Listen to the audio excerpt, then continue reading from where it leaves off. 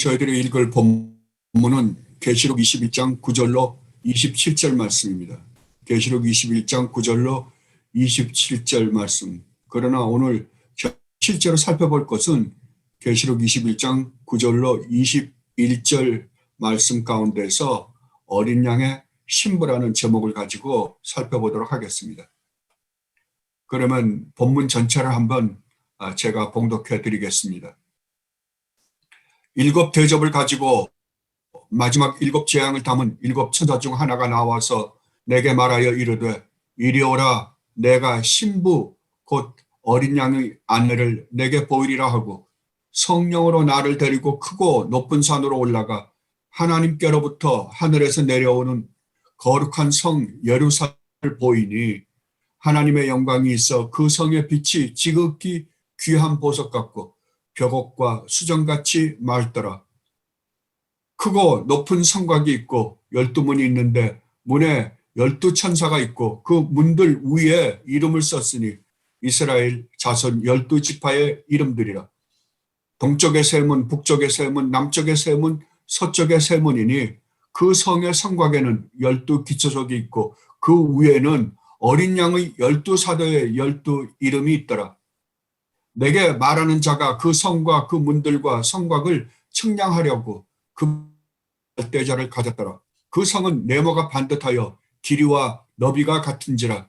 그 갈대자로 그 성을 측량하니 12,000 스타디온이요 길이와 너비와 높이가 같더라. 그 성곽을 측량하며 144 규빗이니 사람의 측량 곧 천사의 측량이라. 그 성곽은 벽옥으로 쌓였고 그 성은 정금인데 맑은 유리 같더라. 그 성의 성곽의 기초석은 각색 보석으로 꾸몄는데 첫째 기초석은 벽옥이요 둘째는 남보석이요 셋째는 옥수요 넷째는 녹보석이요 다섯째는 홍만호요 여섯째는 홍보석이요 일곱째는 황옥이요 여덟째는 너곡이요 아홉째는 다망옥이요 열째는 비치옥이요 열한째는 청옥이요 열두째는 자수정이라. 이 12문은 12진준이 각 문마다 한 개의 진주로 되어 있고 성의 길은 맑은 유리 같은 정금이더라. 성 안에서 내가 성전을 보지 못하였으니 이는 주 하나님 곧 전능하신 이와 및 어린 양이 그 성전이심이라. 그 성은 해나 달의 비침이 쓸데없으니 이는 하나님의 영광이 비치고 어린 양이 그 뿔이 되심이라. 만국이 그 빛 가운데로 다니고 땅의 왕들이 자기 영광을 가지고 그리로 들어가리라. 낮에 성문들을 도무지 닫지 아니하리니 거기에는 밤이 없습니다. 사람들이 만국의 영광과 존귀를 가지고 그리로 들어가겠고 무엇이든지 속된 것이나 가증한 일 또는 거짓말하는 자는 결코 그리로 들어가지 못하되 오직 어린 양의 생명책에 기록된 자들만 들어가리라. 아멘.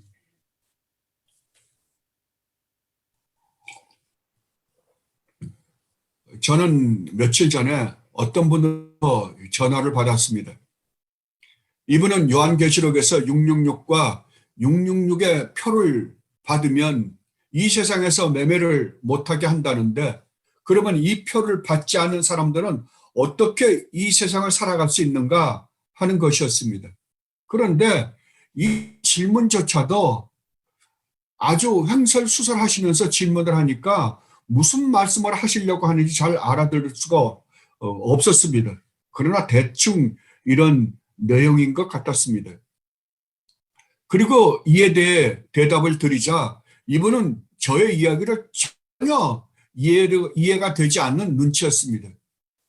그리고 처녀가 어떠니 약혼한 사람이 어쩌니 결혼한 사람이 어쩌니 하면서 우리가 처녀가 되어야 하는가 약혼한 사람이 되어야 하는가 결혼한 사람이 되어야 하는가 도대체 그분이 무슨 소리를 하시는지 전혀 알아들 수가 없었습니다.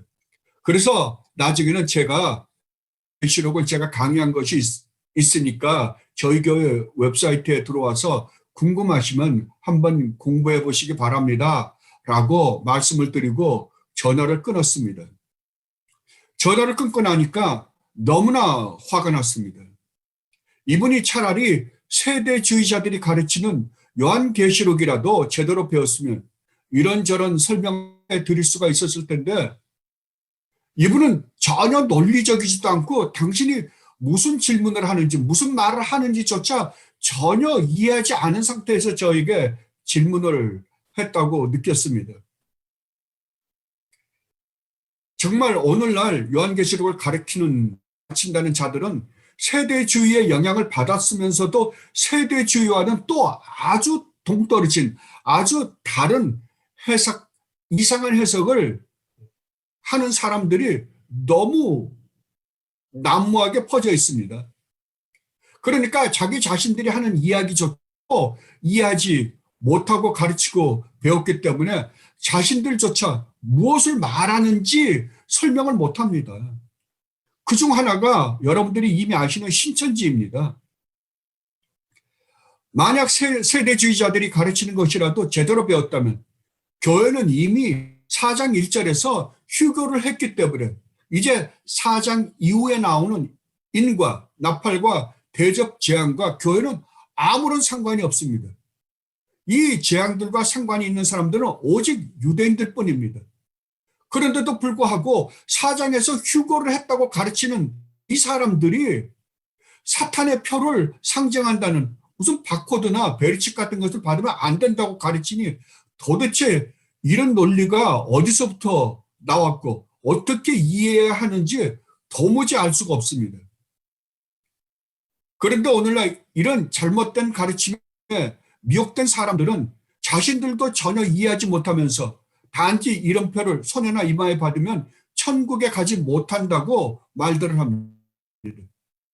저는 성경에서 예수님이 주여 그리스도라고 고백하고 믿지 않는 사람들이 구원을 받지 못한다는 말씀은 들어보았어도 바코드나 베리칩 같은 666을 상징하는 것을 표로 받는 사람들이 천국에 들어가지 못한다는 말은 전혀 들어보지도 못했습니다.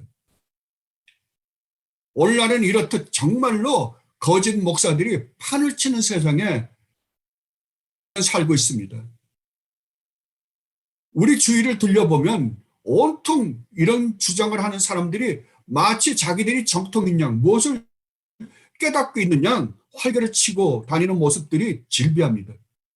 정말로 정신을 바짝 차려야 할 것이 아닌가 싶은 세상입니다. 여러분, 제가 처음 요한계시록을 시작할 때 여러분에게 말씀드렸지만 요한계시록을 초대교회 때 7교회가 처해 있었던 상황에서 읽지 않으면 여러분은 우리는 정말로 이 책을 잘못 읽을 수밖에 없을 뿐만 아니라 이 책을 읽으면서 하나님이 우리에게 주시고자 하시는 말씀으로 말미암는 기쁨과 감격을 전혀 느낄 수 없다고 말씀드렸습니다. 자, 그렇다면 당시의 상황을 한번 되돌아보십시다. 당시는 기독교를 최고로 박해했던 그 유명한 도미티안 황제가 제위했을 때였습니다. 이 황제는 네로보다도 더 기독교를 박해했다고 합니다. 그래서 교회는 엄청난 핍박을 받았습니다.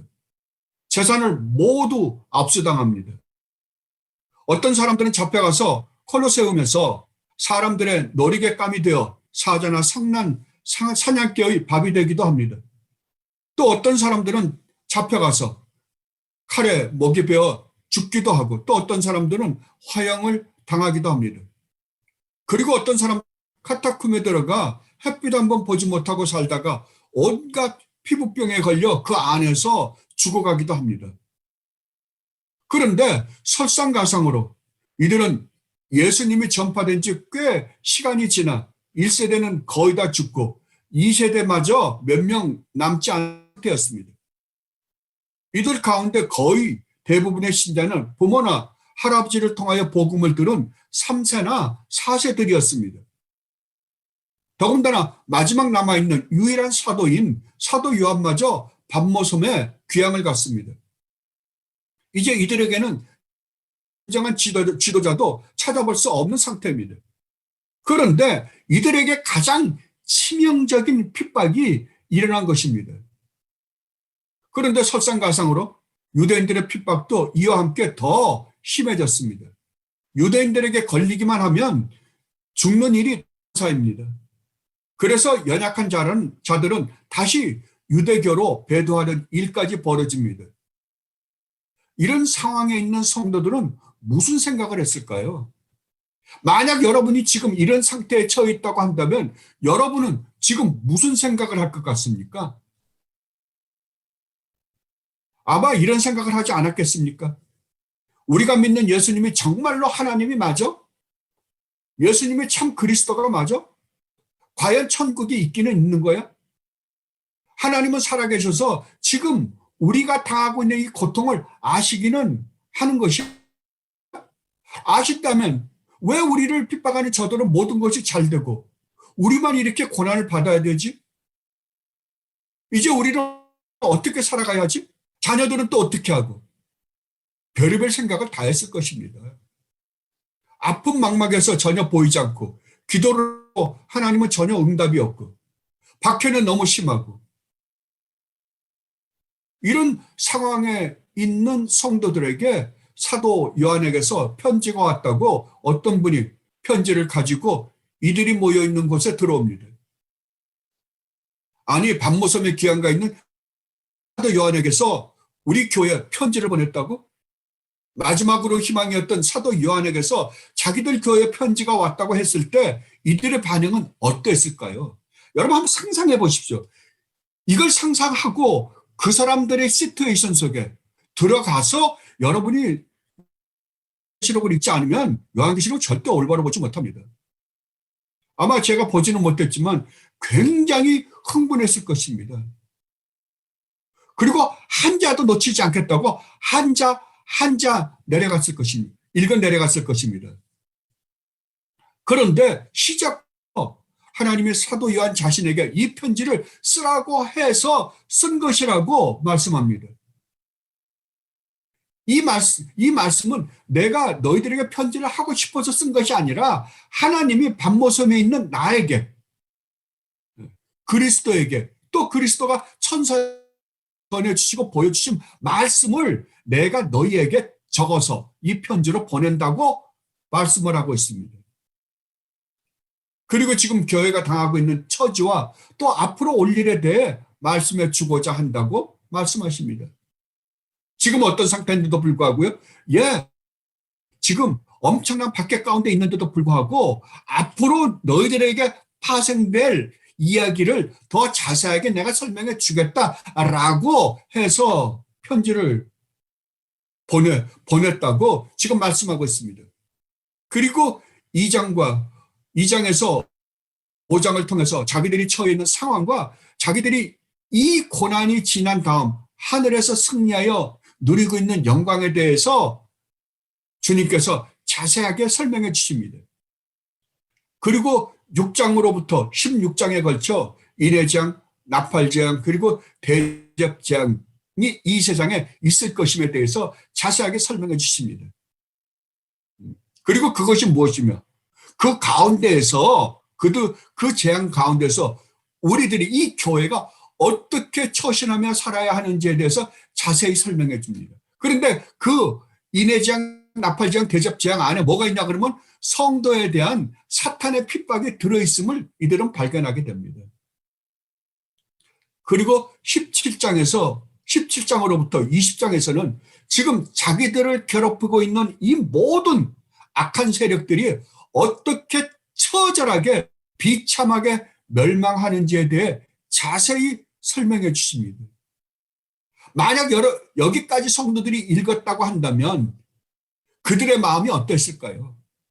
예, 자기들이 받는 핍박의 이유와 목적이 무엇인지 분명히 깨닫고 그리고 자기들을 핍박하는 세력들의 처참한 최후를 보면서 안도함과 동시에 담대함을 가지게 되지 않았을까요? 그런데 하나님은 계속해서 21장 1절로 22장 5절에 걸쳐서 정말 핍박 가운데 있는 이들이 얼마나 영광스러운 천국에서의 영광스러운 가운데서 어떻게 살 것인가에 대해 상세히 말씀해 주시면서 정말 너희들이 이 핍박을 받고 나중에 하나님 앞에서 어떤 영광 가운데 거하게 될지에 대해서 설명해 주시는 이 장면에 도달해서는 이들이 연기뿐만 아니라 감격과 함께 기쁨을 감출 수가 없었을 것입니다. 이제 이들은 더 이상 두려울 것이 아무것도 없습니다. 두려워할 것도 없고 자기들의 운명이 얼마나 놀라운 축복 가운데서 끝이 날 것을 아는데 더 두려워할 것이 무엇이 있었겠습니까? 여기에는 바코드도 베리칩도 없습니다. 그리고 아랍을 중심으로 하는 중국과 러시아와 이스라엘을 중심으로 하는 미국과 영국과 같은 나라들의 연합군과의 전쟁에 대한 이야기도 없습니다. 이들은 전혀 모릅니다. 666의 표를 받을까 말까 하는 걱정도 이들은 전혀 하고 있지 않습니다. 이들은 오직 이 편지를 읽고 나니까 자기들이 지금 겪고 있는 이 엄청난 고난이 얼마나 된 영광을 가져오는지에 대해 깨닫고 감격하며 기뻐합니다. 그리고 그 고난을 기쁨으로 감당할 것을 다짐해 봅니다. 하나님께 감사와 찬양을 드리며 새하늘과 새 땅에서 살 그날을 묵상해 봅니다. 너무나 행복합니다. 모두 모여 기쁨에 벅찬 마음으로 성령 안에서 진리 안에서 하나님을 예배합니다. 이것이 이들이 이 편지를 읽고 깨닫고 느낀 것일 것입니다. 그렇다면 우리가 이 요한계시록을 읽을 때 우리가 무엇을 깨달아야 할까요? 바로 처음 이 7교회가 받았던 그 기쁨과 감격을 우리는 반드시 느껴야 할 것입니다. 그것을 느끼지 못한다고 한다면 그 사람은 요한계시록을 전혀 이해하지 못한 사람입니다. 그럼에도 불구하고 오늘날 이상한 사람들은 이 요한계시록을 마치 노스트라다무스 예언서 같은 것을 읽는 것처럼 읽음으로 말도 안 되는 해석을 내놓아 수많은 사람들을 배나 지옥의 자식으로 만드는 모습을 우리는 얼마든지 봅니다. 그렇다면 어떻습니까? 여러분은 지금 요한계시록 마지막 21장에 와 있습니다.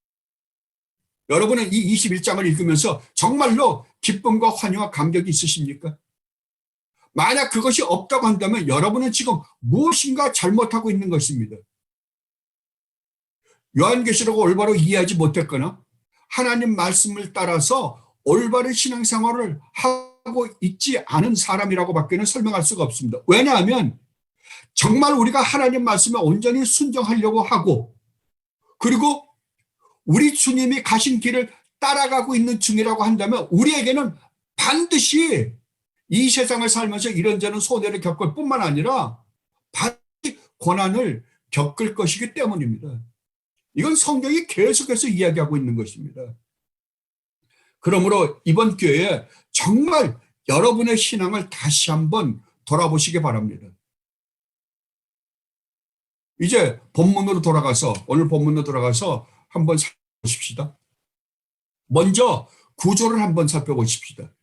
21장 9절로 27절의 구절은 두 개로 나눌 수 있습니다. 첫 번째는 9절로 21절 말씀입니다. 여기에서는 어린 양의 신부, 즉 예루살렘 성의 영광스러운 모습에 대해 기록하고 있습니다. 그리고 두 번째로 22절로 27절에서는 성전이신 하나님과 어린 양의 영광스러운 모습에 대해서 기록하고 있음을 우리는 봅니다. 그러나 오늘은 우리가 첫 번째 9절로 21절 말씀의 내용에 대해서 먼저 살펴볼 것입니다. 그러면 다시 한번 9절로 21절 말씀을 읽어보도록 하십시다. 7 대접을 가지고 마지막 7 재앙을 담은 7 천사 중 하나가 나와서 내게 말하여 이르되 이리 오라 내가 신부 곧 어린 양의 아내를 내게 보이리라 하고 성령으로 나를 데리고 크고 높은 산으로 올라가 하나님께로부터 하늘에서 내려오는 거룩한 성 예루살렘을 보이니 하나님의 영광이 있어 그 성의 빛이 지극히 귀한 보석 같고 벽옥과 수정같이 맑더라. 크고 높은 성곽이 있고 12문이 있는데 문에 12천사가 있고 그 문들 위에 이름을 썼으니 이스라엘 자손 12지파의 이름들이라. 동쪽의 세 문, 북쪽의 세 문, 남쪽의 세 문, 서쪽의 세 문이니 그 성의 성곽에는 12기초석이 있고 그 위에는 어린 양의 12사도의 12이름이 있더라. 내게 말하는 자가 그 성과 그 문들과 성곽을 측량하려고 금 갈대자를 가졌더라. 그 성은 네모가 반듯하여 길이와 너비가 같은지라. 그 갈대자로 그 성을 측량하니 12,000스타디온이요 길이와 너비와 높이가 같더라. 그 성곽을 측량하며 144 규빗이니 사람의 측량고 천사의 측량이라. 그 성곽은 벽옥으로 쌓였고 그 성은 정금인데 맑은 유리 같더라. 그 성의 성곽의 기초석은 각색 보석으로 꾸몄는데 그 기초석은 첫째는 벽옥이요, 둘째는 남보석이요, 셋째는 옥수요, 넷째는 녹보석이요, 다섯째는 홍만호요, 여섯째는 홍보석이요, 일곱째는 황옥이요, 여덟째는 너곡이요, 아홉째는 가망옥이요, 열째는 비치옥이요, 열한째는 청옥이요, 열두째는 자수정이라. 그 12문은 12진준이 각 문마다 한 개의 진주로 되어 있고 성의 길은 맑은 유리 같은 정금이더라. 이 구절로 21절 말씀은 정말 성도라고 하는 존재, 어린 양의 신부가 얼마나 영광스러운 존재로 하나님 나라에서 살게 될 것인지에 대해서 말씀해 주고 있습니다. 근데 이것을 이 구절을 보면 이것도 우리가 세 개로 나눌 수 있습니다. 먼저는 구절로 10절에서 어린 양의 신부가 어떠한 존재인가, 다른 말로 하면 어떤 사람들이 어린 양의 신부가 되는가라는 어린 양의 신부의 정체에 대해서 이야기. 12절과 14절에서는 어린 양의 자격에 대해서 이야기합니다. 그리고 11절로 21절에서는 어린 양의 신부의 영광스러운 모습이 어떠한지에 대해서 설명하고 있습니다. 그렇다면 먼저 9절로 이 10절 말씀에 대해서 살펴보도록 하십니다. 9절로 10절 말씀입니다. 7 대접을 가지고 마지막 7 재앙을 담은 7 천사 중 하나가 나와서 내게 말하여 이르되 이리 오라 내가 신부 곧 어린 양의 아내를 내게 보이리라 하고 성령으로 나를 데리고 크고 높은 산으로 올라가 하나님께로부터 하늘에서 내려오는 거룩한 상 새 예루살렘을 보이니. 여기서 천사는 사도 요한에게 어린 양의 신부를 보여주겠다고 말합니다. 그런데 정작 보인 것은 면사포를 쓴 어린 양의 신부가 아니라 예루살렘 성입니다. 그렇다면 여기에서 우리가 알 수 있는 것은 어린 양의 신부를 예루살렘 성이라고 묘사하고 있음을 우리는 알 수 있습니다. 그렇다면 여기에서 우리가 생각해 보아야 하는 것은 왜 사도 요한은 어린 양의 신부를 그냥 교회나 성도들이라고 소개하지 않고 예루살렘 성이라고 소개하고 있는가 하는 것입니다. 왜 그랬을까요? 그 대답을 우리는 구약 성경에서 발견할 수 있습니다. 첫 번째는 노아의 방주입니다. 노아의 방주는 우주 전체를 상징으로 하는 천국을 상징합니다.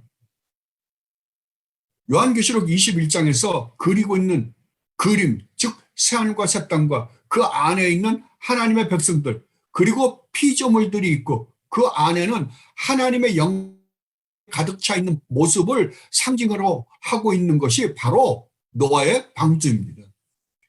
그래서 노아의 방주 안에는 구원받은 하나님의 백성들과 모든 피조물들이 있습니다. 그리고 그 안에 하나님이 거하시는 3층 천이 있는 것입니다. 그래서 노아의 방은 성전과 같이 3층으로 되어 있었던 것입니다.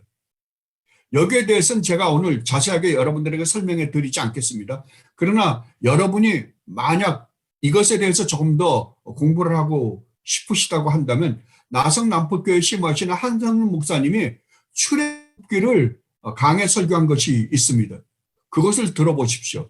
그것을 들어보시면 이 노아 방주, 그 다음에 성막, 성전, 그리고 대제사장의 에봇, 그리고 교회, 그리고 하나님 나라에서 자세하게 설명해 놓은 것이 있으니까 그것을 들어보시면 잘 이해할 수 있을 줄 압니다. 그리고 두 번째는 광야에서 하나님의 백성들에 둘러싸여 있는 이스라엘 백성들, 하나님의 백성들과 성막입니다. 그리고 세 번째는 하나님의 백성들이 살고 있는 예루살렘 성 안에 있는 하나님의 성전입니다. 예루살렘 성 안에 누가 살고 있습니까? 하나님의 백성들이 살고 있습니다. 그 안에 뭐가 있습니까? 예, 성전입니다. 그리고 네 번째는 요한계시록 4장 2절로 6절 말씀에서 찾아볼 수 있습니다. 요한계시록 4장 2절로 6절 말씀 한번 읽어보도록 하겠습니다. 내가 곧 성령에 감동되었더니 보라, 하늘에 뭐가 베풀어졌어요? 보좌가 베풀어져 있고 그 보좌 위에 앉으신 이가 있는데 그 보좌 위에 앉으신 이가 누구세요? 하나님이십니다. 앉으신 이의 모양이 벽옥과 홍보석 같고 또 무지개가 있어 보좌에 둘렸는데 이것은 하나님의 영광을 지금 보석으로 설명하고 있는 것입니다. 그 모양이 녹보석 같더라. 그 보좌에 둘려 뭐가 있다고요? 24 보좌들이 있고 그 보좌들 위에 24 장로들이 흰 옷을 입고 머리에 금관을 쓰고 앉았더라. 보좌로부터 번개와 음성과 우레소리가 나고 보좌 앞에 켠 등불 7이 있으니 이는 하나님의 7 영이라. 보좌 앞에 수정과 같은 유리바다가 있고 보좌 가운데와 보좌 주위에 네 생물이 있는데 앞뒤에 눈들이 가득하더라. 뭐라고요? 지금 하나님의 보좌가 있습니다. 근데 그 둘레에 뭐가 있다고요? 24 장로들. 24 장로들은 누구를 상징을 합니까? 예, 하나님의 백성들이요. 그리고 또 누가 있다고요? 네 생물이 있다. 네 생물은 무엇을 상징한다고 우리가 공부했습니까? 예, 이 세상의 피조물을 상징합니다. 그렇다고 한다면 하나님이 계시고 그 주위에 누가 있다고요? 하나님의 백성들과 피조물들이 있는 모습을 봅니다. 이 모든 것들은 다 모양입니다. 진짜는 예루살렘 성으로 묘사되어 있는 어린 양의 신부인 교회와 교회로 둘러싸여 있는 참 성전이신 하나님과 어린 양의 모습을 사도 요한은 지금 묘사하고 있는 것입니다. 이런 사실을 구약을 알고 있는 유대인들에게 말했다고 한번 생각해 보십시오. 이들이 얼마나 놀랐겠습니까? 구약에 기록되었던 이 모든 이야기들이 바로 이 장면을, 이 하나님 나라를 상징한 것이었단 말이야? 하고 얼마나 놀라지 않았겠습니까? 정말로 놀랐을 것입니다. 그리고 여러분이 지금 사도가 말씀하고 있는 9절로 27절의 장면, 이 장면을 한번 상상해 보십시오. 하나님과 어린 양이신 우리 주님 예수 그리스도가 계십니다. 그런데 이분들의 영광이 환히 대낮에 태양이 비치는 것처럼 환히 비칩니다. 하나님의 거룩하심과 의로우심과 그리고 선하신 모습이 환히 비춰지고 있습니다. 온 천지가 하나님의 영광으로 가득 차 있습니다. 악이라고는 하나도 없습니다. 모든 것이 고결하고 순결한 모습을 띠고 있습니다. 그런데 하나님의 백성들은 이 하나님의 아름답고 달콤한 하나님의 영광을 보고 즐거워하고 있을 뿐만 아니라 이 하나님의 영광으로 영광스럽게 된 성도들이, 여러분들이 구약에 보면 모세가 시내산에 올라가서 하나님을 배웠고 내려오자 모세에서 뭐가 나타났습니까? 예, 하나님의 영광이 반사되었습니다. 그런데 그 영광은 잠시 있다가 없어질 영광이었습니다. 그러나 이제 하나님 나라에서 하나님의 영광으로 영광스럽게 된 성도들이 가진 영광은 모세가 가졌던 그 영광과 같지 않습니다. 이것은 영원한 영광입니다. 그리고 그 영원한 영광을 반사하며 하나님의 영광을 즐기며 찬양하고 있는 모습을 여러분 한번 상상해 보십시오. 이제 드디어서 하나님의 백성들이 온전히 영원히 변하지 않는 하나님의 형상을 완전하게 닮았습니다. 여러분, 이 영광스러운 모습으로 변할 여러분의 모습을 한번 상상해 보십시오. 이거보다 더 큰 축복이 어디 있겠습니까? 이것은 여러분들이 묵상하고 또 묵상해서 정말 이건 여러분의 것이 되게 하여야만 합니다. 이건 말로 설명할 수가 없는 것입니다. 그리고 이 본문을 통하여 우리가 알 수 있는 두 번째는 누가 어린 양의 신부인가 하는 것입니다. 다른 말로 하면 어떻게 어린 양의 신부의 자격을 얻을 수 있는가 하는 것입니다. 그런데 이 해답에 대해서 사도 요한은 12절과 14절에서 이렇게 증언하고 있습니다. 크고 높은 성곽이 있고 12문이 있는데 문에 12천사가 있고 그 문들 위에 이름을 썼으니 이스라엘 자손 12지파의 이름들이라.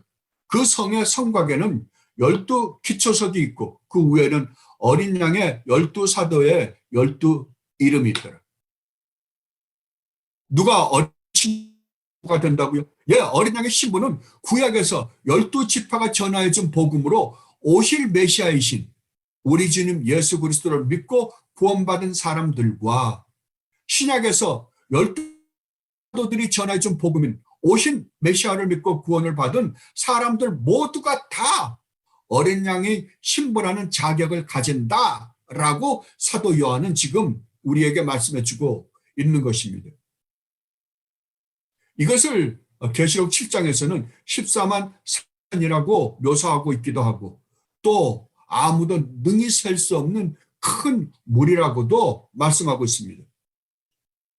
그렇다면 여기에서 우리가 한 가지 알 수 있는 것은 구약의 성도들이나 신약의 성도들 모두는 누구를 통하여 구원을 받습니까? 예, 우리 주님 예수 그리스도의 죽으심과 부활을 통하여 구원을 받습니다. 이거 외에는 구원이 없습니다. 그래서 사도 베드로가 사도행전에서 설교할 때 분명하게 말씀하셨죠. 이 세상에 우리가 구원을 받을 수 있는 존재는 오직 우리 주님 예수 그리스도 한 분뿐이라고요. 이분 외에 우리가 구원을 받을 수 있는 길은 전혀 없다고 사도 베드로는 분명히 말씀하셨습니다. 그리고 세 번째로 우리가 이 본문을 통하여 알 수 있는 것은 어린 양의 신부의 영광입니다. 이 신부의 영광에 대해 사도 요한은 이렇게 증언하고 있습니다. 11절로 21절 말씀입니다. 하나님의 영광이 있어 그 성의 빛이 지극히 귀한 보석 같고 벽옥과 수정같이 맑더라. 크고 높은 성곽이 12문이 있는데 문에 12천사가 있고 그 문들 위에 이름을 썼으니 이스라엘 자손 12지파의 이름들이라.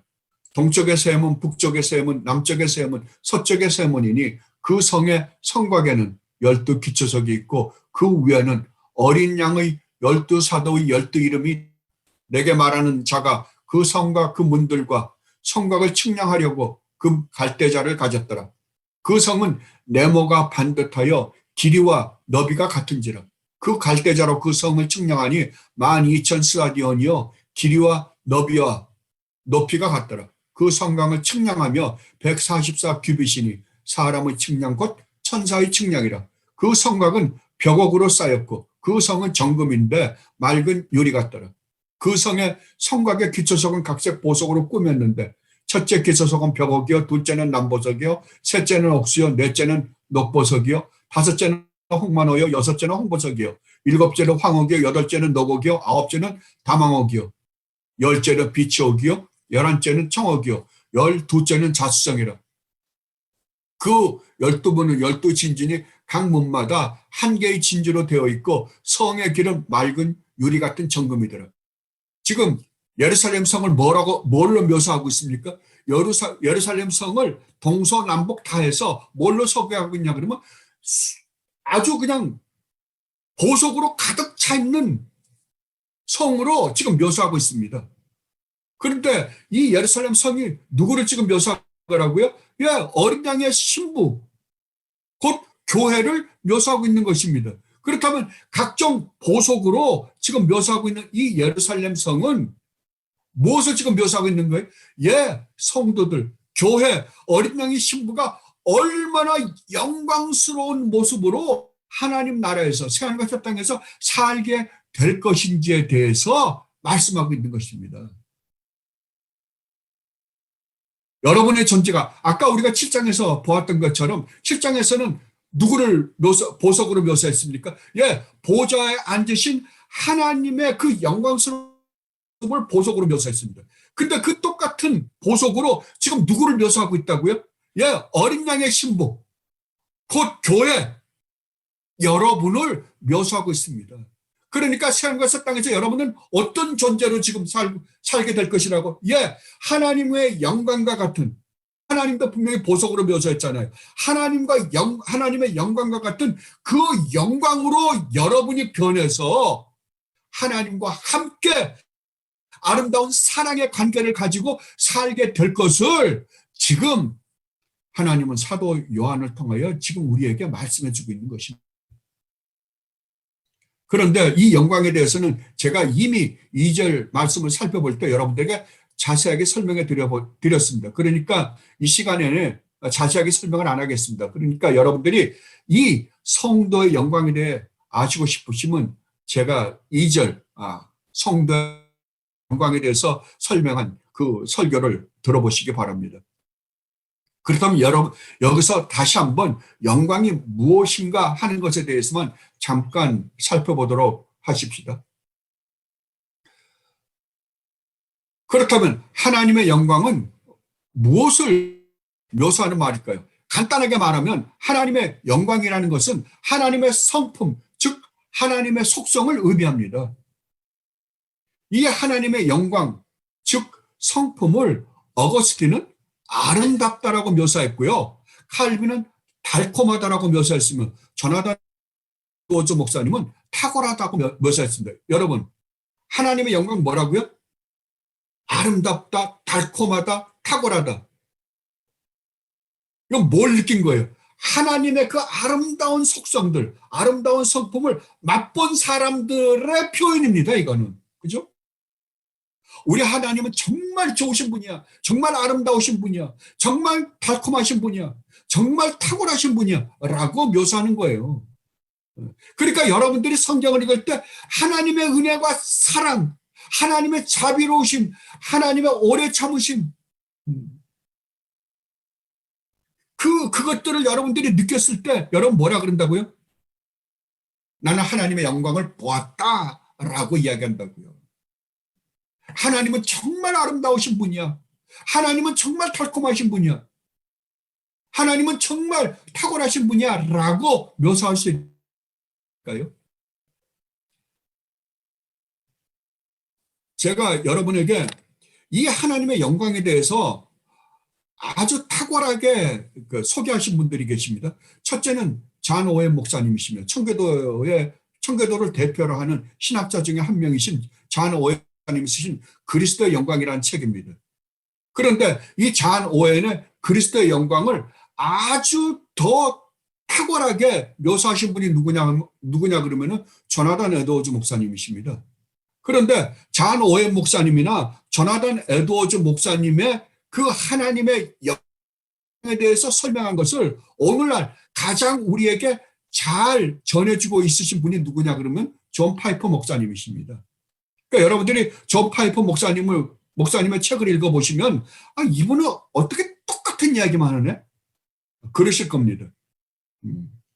왜냐하면 존 파이퍼 목사님만큼 하나님의 영광에 대해서 깊이 묵상하고 존 오웬이 설명한 책이나 조나단 에드워즈 목사님이 설명한 그 하나님의 영광을 잘 표현하신 목사님이 제가 보기에 현대 목회자 중에는 없는 것 같아서 제가 존 파이퍼 목사님의 책을 읽어보라고 여러분에게 소개합니다. 그리고 또 한 사람이 있습니다.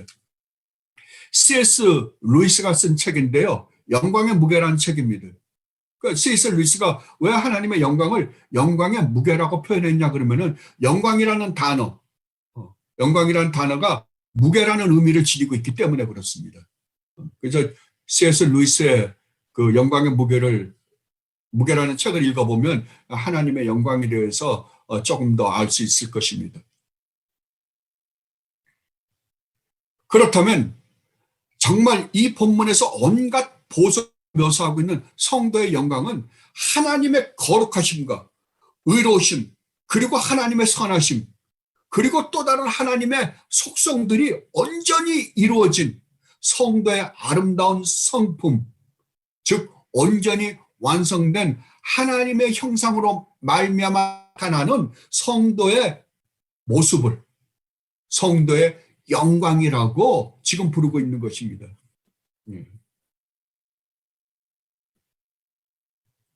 그렇다면 여러분, 이렇게 완전히 성화된 여러분의 모습을 한번 상상해 보십시오. 여러분이 하나님과 같은 온전한 형상으로 변해서 악이라고는 전혀 없는 존재가 되었습니다. 죄를 지을래 지을 수도 없는 완전히 거룩하고 의롭고 선한 존재가 되었습니다. 그러니까 여러분의 머리에는 죄악된 것이라고는 전혀 생각이 나지도 않습니다. 악한 생각은 아예 없습니다. 악한 생각이 하나도 없으니까 말로나 행동으로 죄를 지을래야 지을 수도 없습니다. 머릿속은 온통 하나님을 마음과 뜻과 정성을 다 바쳐서 사랑하며 내 형제 자매들을 내 몸과 같이 진심으로 사랑하며 피조물들을 사랑하고 싶은 마음뿐이며 또 실제로 그렇게 말하고 행동하며 삽니다. 그리고 온통 마음에는 기쁨과 행복이 하나님의 영광을 봄으로 말미암아 흘러넘칩니다. 너무나 좋습니다. 악이나 죄가 하나도 없고 하나님의 영광만이 충만하며 또 우리 자신이 죄를 지을 수도 없는 온전한 하나님의 형상을 닮은 존재가 되어서 사는 나라.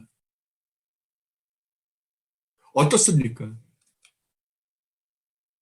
이것이 바로 하나님이 우리 주님 예수 그리스도 안에서 우리에게 주시겠다고 약속하신 하나님 나라의 모습입니다.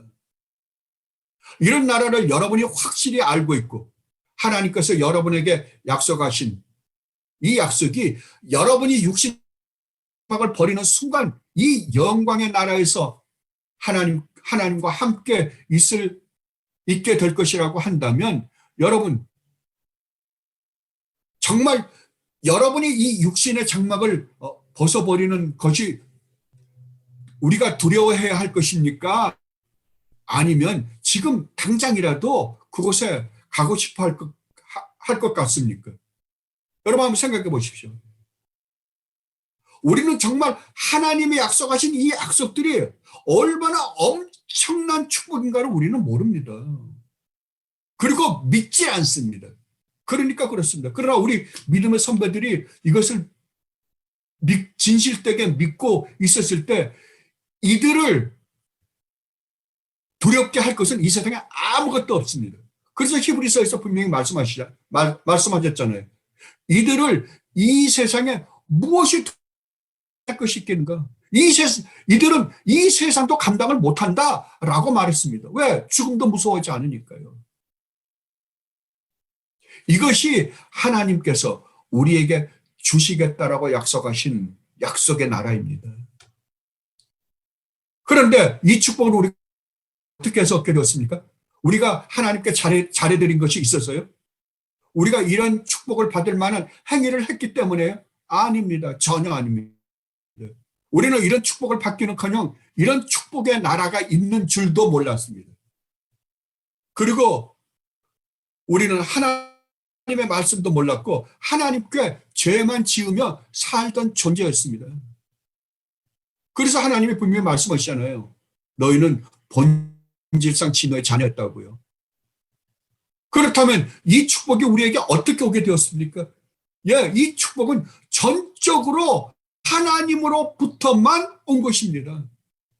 하나님께서 창세전부터 우리를 사랑하기로 마음먹으신 그 하나님의 마음이 이 축복을 주기 위해 당신의 유일무이하신 아들 성자 하나님을 이 땅에 육신을 입혀 율법 아래에 오게 하시고 우리를 품에 안으시고 하나님께 온전히 순종하시고 우리가 저지른 그 엄청난 죄로 말미암아 받아야 하는 하나님의 그 무시무시한 진노의 죄값을 십자가에서 받게 하시고 무덤에 묻으시고 부활시키심으로 우리의 모든 죄를 해결하시고 우리를 의롭다고 인정하심으로 우리로 하여금 이 축복을 받게 하신 것입니다. 그래서 이것을 은혜라고 하는 것입니다. 만약 우리가 진실되게 이런 사실을 깨닫고 라고 한다면 이 은혜가 이 은혜의 놀라운 축복들이 값싼 축복입니까? 아닙니다. 절대로 값싼 축복이 아닙니다. 이 은혜의 축복을 우리에게 허락해 주시기 위하여 하나님은 어떤 일까지 했다고요? 예, 유일무이하신 영원부터 영원히 아들이신 성자 하나님을 인간의 몸을 입혀 보내셔 온갖 모욕과 멸시와 핍박과 정말 조롱을 다 받게 하시고 끝내 십자가에 매달아 죽이시기까지 하시고 우리를 구원해서 주신 축복입니다. 얼마나 엄청난 희생을 치르고 우리에게 주어진 축복입니까? 그렇다면 여러분이 정말로 이 엄청난 희생을 치르고 우리에게 주어진 이 은혜의 축복의 의미를 진심으로 알고 믿고 이 은혜의 축복을 받은 분들이라고 한다면 여러분에게서 나올 수 있는 반응은 무엇일까요? 정말로 우리가 이 어마어마한 이 축복을 받은 사람들이라고 한다면 우리에게서 나타나야 할 마땅한 반응은 무엇이냐고요? 예, 하나님과 우리 주님 예수 그리스도를 진심으로 주님께 진심으로 감사하며 이분들을 진심으로 찬양하며 예배하지 않겠습니까? 안 그렇습니까? 이 은혜를 아는 자들이 어찌 하나님과 우리 주님 예수 그리스도를 사랑하지 않을 수 있으며 우리의 입에서 어찌 감사의 찬양과 예배를 드리지 않을 수가 있단 말입니까? 어찌 우리가 우리 주님 예수 그리스도보다도 더 사랑하는 것이 이 세상에 있을 수 있단 말입니까? 안 그렇습니까? 그래서 사도 바울이 이렇게 말씀하지 않았습니까? 우리 주님 예수 그리스도를 사랑하지 않는 자는 저주를 받을지어다 라고 말입니다. 그렇다면 여러분은 정말로 여러분이 이 은혜의 놀라운 축복을 받은 자들이라고 인정하십니까? 여러분 정말로 믿습니까? 그렇다면 여러분은 이 세상에 아직 미련이나 소망이 남아 있습니까? 여러분에게 남아있는 이 세상에 미련과 소망이 무엇입니까? 가만히 한번 생각해 보십시오. 저는 그저께 어떤 분의 문병을 갔었습니다. 그분은 상당히 힘든 상황에 계셨습니다. 기력이 많이 쇠하셨더라고요. 그런데 정신도 또렷또렷하고 당장은 돌아가실 것 같지는 않았습니다. 왜냐하면 말소리도 아주 잘 듣고요. 기력만 없으셨지 뭐 또릿또릿하셨습니다. 그리고 그분과 손을 잡고 머리를 쓰면서 기도를 하였습니다. 그리고 그 집에서 준 커피 한 잔을 마시고 자주 찾아뵙겠다는 말씀을 드리고 나왔습니다. 정말로 돌아가시기 전까지 자주 찾아뵈어야 하겠구나라는 생각을 하고 그 집을 나왔습니다. 찾아뵈면서 이런저런 이야기를 나누고 싶었기 때문입니다. 그리고 집사람과 함께 마켓에 가서 장을 잠깐 보고 집으로 돌아오는 중이었습니다. 그런데 그 집에서 전화가 걸려왔습니다. 그분이 돌아가셨다는 것입니다. 그분과 만난 지 불과 시간도 되지 않았습니다. 그런데 하나님의 부르심을 받으셨던 것입니다. 여러분, 이것이 우리 인생입니다. 우리의 생명이라는 것이 이렇게 바람 앞에 촛불과 같은 인생들입니다. 지금이라도 하나님이 부르시면 사도라는 조나단 에드워즈 목사님이 말씀하신 것처럼 모든 인간은 이 거미줄에 달려있는 존재들이다라고 조나단 에드워즈 목사님이 묘사했습니다. 그 거미줄 얼마나 가느다랍니까? 뚝 끊어지면 끝입니다. 지금이라도 하나님이 부르시면 맥없이 가야 하는 것이 우리의 인생입니다. 그렇다면 우리가 무엇을 위해 살아야 한다고 생각하십니까? 잠시 소유하다가 없어질 이 세상에 있는 것들이요? 아닙니다. 이 세상의 것들은 반드시 없어질 것들입니다. 이것들은 아무런 힘이 없습니다. 이것들은 우리가 이 세상을 사는 데서 잠시 우리를 편하게 해줄 수는 있을 것입니다. 그러나 우리의 운명에 아무런 능력은 발휘하지 못하는 것들입니다. 그렇다면 우리 운명에게까지 영향을 미치며 영원히 소유할 수 있는 것은 무엇입니까? 예, 영원하신 하나님과 우리 주님 예수 그리스도의 복음뿐입니다. 하나님의 영광과 생명입니다. 이것만이 우리가 영원히 소유할 수 있는 것입니다. 여러분, 이분을 소유하시고 이분을 위해서 사십시오. 이것이 이 세상을 사는 가장 지혜로운 삶이며 가장 행복한 삶입니다. 저는 제 설교를 듣고 있는 모든 분들은 사도 요한이 소개하고 있는 이 하나님 나라를 위해 살다가 하나님 나라로 함께 갔으면 하는 마음입니다. 여러분, 정말 우리 이제부터 이렇게 사십시다. 이거 외에 참 기쁨과 행복과 평안을 주는 것은 이 세상에 없습니다. 제가 단언합니다. 없습니다. 그래서 우리 주님이 말씀하시잖아요. 내가 내 평안을, 내 기쁨을 너희에게 준다고요. 누구의 평안과 누구의 기쁨입니까? 예, 우리 주님 예수 그리스도의 기쁨과 우리 주님 예수 그리스도의 평안을 너희에게 준다고 말씀하십니다. 그러니까 우리에게 영원한 생명을 주시겠다고 약속하지 않았습니까? 예, 그걸 믿고 우리 주님만을 위하여 살다가 하나님 나라를 위해 살다가 하나님 나라로 가십시다. 골로새 3장 1절로 4절 말씀으로 말씀을 마치도록 하겠습니다. 골로새 3장 1절로 4절 말씀입니다. 하나님 말씀입니다. 그러므로 너희가 그리스도와 함께 살리심을 받았으면, 거듭났다고 한다면, 구원을 받았다고 한다면 뭐라고요? 위의 것을 찾으라고요. 아래 것을 찾지 말라고요. 아래를 보지 말고 위에를 보라고요. 거기는 그리스도께서 하나님 우편에 앉아 계시느니라. 위의 것을 생각하고 땅의 것을 생각하지 말라. 이는 너희가 뭐라고요? 죽었다고요. 뭐에 대해서요? 땅의 것에 대해서 죽은 자들이라니까요. 너희 생명이 그리스도와 함께 하나님 안에, 어디에 감춰져 있어요? 하나님 안에 하늘에 감춰졌다고요. 감춰져 있습니다.